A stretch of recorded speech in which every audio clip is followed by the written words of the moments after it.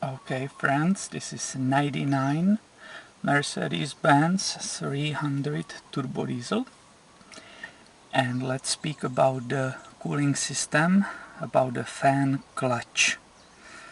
So basically here it's your temperature, and normally this vehicle will keep it always around at 80. I will say not go over the 80 degrees Celsius. When it will start happening to you that it goes over 80, that means the cooling it's not happening properly.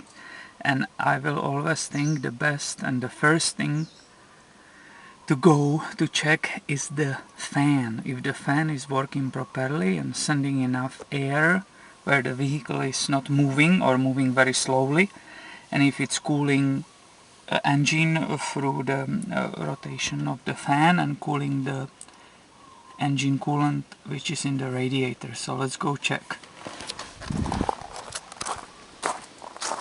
And here you can see this is the engine and this is that fan, cooling fan. Down there you can see this is the clutch, and I will show you this one is bad and how you can find out it's bad. Normally it should give the resistance so the fan it's spinning together with the engine, and it should slip only a little bit. When the RPM goes up and down, it doesn't copy it exactly the same way. This one I will show you, it's not giving resistance or a very little bit, but almost none, and that's why it's not cooling the engine properly anymore. If I will try to spin it with my fingers, look what it does. The fan has no resistance, it's just spinning by itself like this, and that's a sign of the worn clutch which is down there, and we have to replace it. I already got a part, and let's see what will be the steps to remove it, install the new one, and we will see the difference. So this is our part. This is the actual fan clutch. This is the number 606-200-0122. Mercedes-Benz is asking $400 for this part. I bought it off eBay from the Rojo in parts for approximately $80. So hopefully it will be quality enough that it will last for a while. These are various tools already for holding the water pump pulley, and let's go and find out how to do this job. Okay, so to be able to get to the clutch, I did the following. Here I remove two clips to loosen this part, so they just pulled up, both of them pulled up. That here were two holders for the radiator, so this also pulls very easily up, 1, 2. Now to be able to make a space, I want to push radiator forward, make space for the tool. So I release 4 10mm bolts for this cross member, right? And everything is loose, and I can right now move the cross member, and also I have leverage and space to move the radiator forward and create space for the 8mm hex tool, which will fit right in the middle of the clutch where is the bolt, and it has 8mm hex. Either you go with this one, you put some pipe on it as an extension, or this is another tool with the 8mm socket. So I will put it there and we will continue in a second. Now there was enough space for me when I pushed the radiator forward. There was enough space to put that 8mm hex in the center of the clutch, and I have the lever here nicely, right?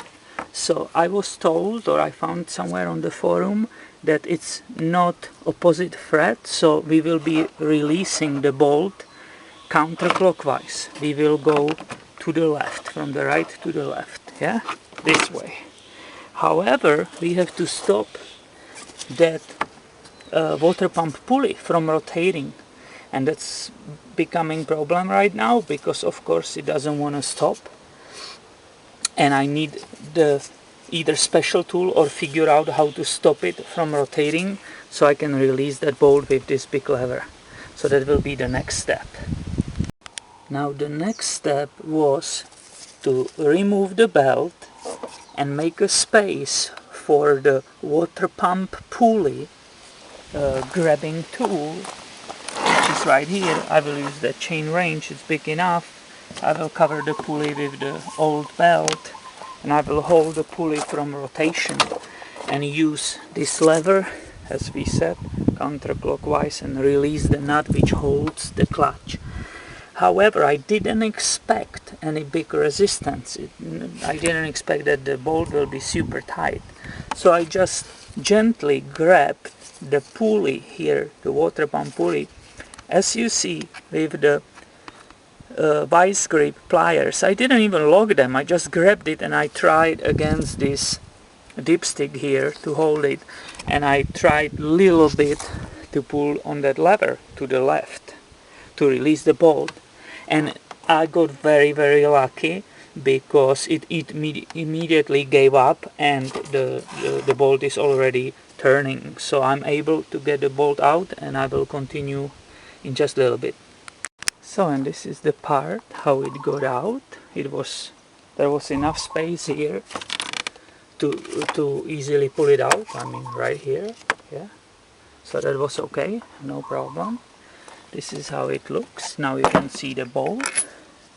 And once again, this was M8, and it's not opposite direction, it's a normal fret. Sometimes they are opposite. So this is M8. Now we will remove the old clutch from the fan. This is Germany made, Fichtel and Sachs. I don't know if it's original or not, but we will remove it. The tool here, there are 3 bolts, 1, 2, 3, and it's a M5, it's a hex 5, so that's all you need. It's a 8 and a 5. So I will remove it, perfectly clean it. This is good opportunity. Check all these blades if they are not correct or something, and install the new one.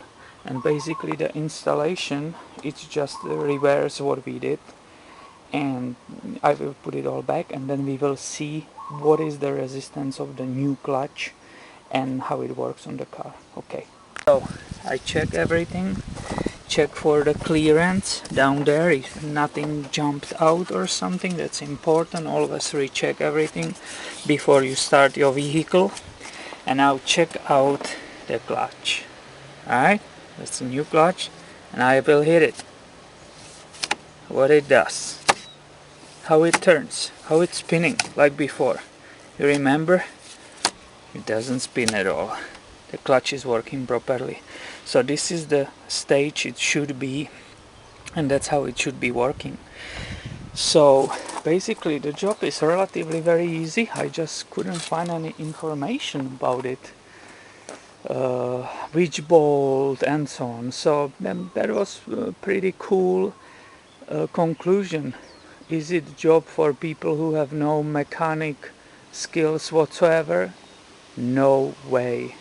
You really need some tools, which I had ready on the hand. You need some feel for mechanics, and I will never recommend it. Someone who never worked on the car. For enthusiasts like me, who is used to work on the car, very easy, I will say.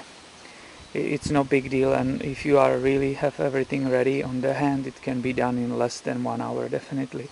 So guys, thank you for your time. I hope you enjoyed it. I hope mainly it helped you somehow, and keep tuned. I will have more videos on these beautiful turbodiesel Mercedes cars. Okay, aloha.